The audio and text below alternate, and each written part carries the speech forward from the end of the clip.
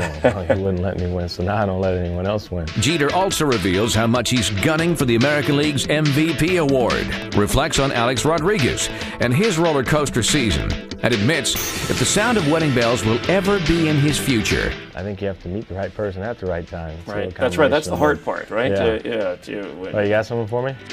Find out how the Prince of New York plans to make the Yankees king of the hill in baseball once again. Right now on CMI, the Chris Myers Interview.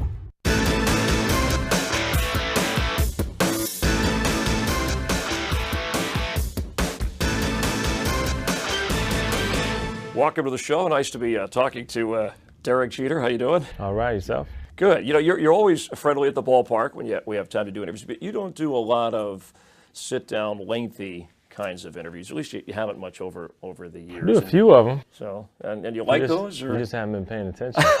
Wow. Right off the bat, you're coming at me. Well, maybe you haven't done enough with me. That's the idea. You've been avoiding me all these years. We're waiting for this moment. Okay, this is a big moment. Well, do you like doing those? I haven't seen a lot of those. I don't mind. Get to know Derek Jeter. Yeah, I don't mind. I mean, I think people pretty much know enough. Yeah. So maybe they're tired of hearing the same answers. No, I don't think maybe you don't want them to know a lot more. You got to keep some things private. Some things private. Which things do you not like? Would you rather we not ask you about? Or, you can ask anything you want. Okay, well, that's good because there were no parameters. I won't necessarily answer them, but you can ask. Well, your personal life, in New York. How do you do that? How do you keep that? It's a private life for a reason, but obviously people want to know. Well, I've grown up here. I've been here since I've been 20 years old, so I think people are curious at times as to what's going on. But I think there has to be some line drawn. I mean, I try to keep some things private, so I don't open up about everything. Yet you have a very positive image with fans. Your performance speaks for itself, but they like. And fans can turn. I mean, that's when you go in a slump. But they support Derek Jeter. Well, yeah, fans here are great. They're very knowledgeable. They watch. It seems like Yankee fans watch all 162 games. That's right, every inning. They don't miss too much, so they know what's going on. I think if you play hard, you have respect for the game, the fans will respect you. And I don't have any complaints about the fans here. Yeah, I've always asked other players if they ever thought about playing for the Yankees. I know you've always been a Yankee. Have you ever wondered, not that you'd want to, but wondered what it would be like to play in another city? No, I've never imagined that. I was a Yankee fan growing up. Right. I was born in New Jersey, so this is the only team I've ever rooted for, the only team I've ever wanted to play for, and I just can't picture myself anywhere else. So it's safe to say you'll finish your career as I'd a like Yankee. to. Yeah. I'd like to, yeah. I mean, I'd like to play my entire career here in New York. And in terms of protecting yourself from, I don't know, being a target at all, how do you do that?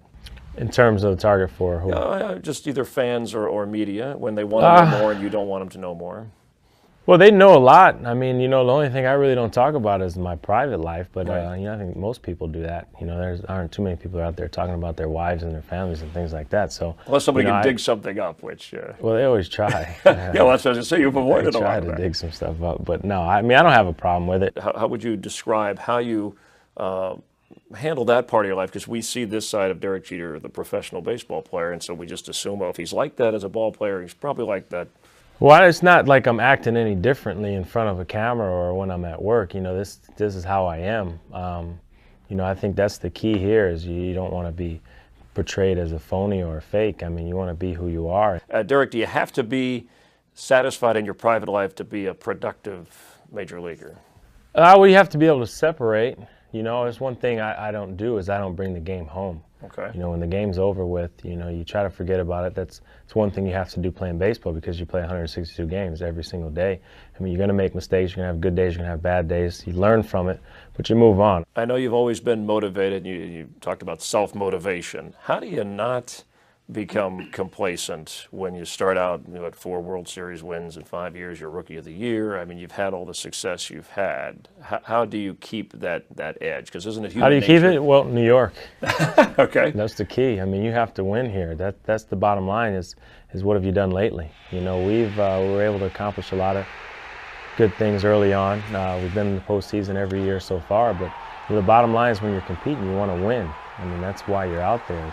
Finishing second, finishing third, going to the postseason is not good enough. And I think everyone should have that mentality. When you go into a season, you win a championship or it doesn't mean anything. Have you always had that kind of mentality, even before you got to New York, or did it? No question. No, I was younger. You know, I always wanted. My dad used to beat me at everything we did. He wouldn't let you win. No, he wouldn't let me win. So now I don't let anyone else win. So you know, I've always had that mentality. It's pointless from my point of view if you're competing and you don't win. Go back to when you were, a teenager and you were first drafted by the Yankees, and you made, was it 56? 56, yeah. Someone tried to give me 57, but it was 56 errors. Errors I made. How many games first? That's almost unbelievable. 130 something, 140 games maybe. Were you trying to make errors here? No, it's actually, you know, I had a pretty good second half. I had 35 in the first half, 21 in the second half. But it was to a point where you're out there saying, well, maybe they won't hit me another ground ball the rest of the year. And this is like the second week of the season, so it didn't work out for me too well. But you learn from it. I mean, everyone's going to struggle. Well, that's what I was going to say. How did you doubt yourself through that? Well, there's points, yeah, when you're wondering what's going on. You're wondering, can you play at this level? Right. But you just continue to work. You got to stay confident. You got to try to find any positive you can on a daily basis. And what was that positive for you back then? Well, maybe I missed 2 balls and caught 1. Okay, so you take that positive from that the one ball. Caught. Yeah. What was your dad saying to you back at that point? Just keep working. Yeah. You know, keep working. At me at the time, I doubted. You know, maybe I should have gone to college. You know, maybe I would have been a little better prepared if I went to college and for a few years. But you know, just continue to work hard. And it was the game going fast, but you had to adjust to it. Too fast. I mean, you have to slow it down. I think at times, you know, the game can be kind of quick for some people, and you got to do whatever you can to try to slow it down and, you know, take a deep breath, and you know, things worked out from there. But it takes a lot of hard work. How do you describe your defense, or when you make some of these spectacular defensive plays? I just look at it as that's my job. I mean, you're playing shortstop.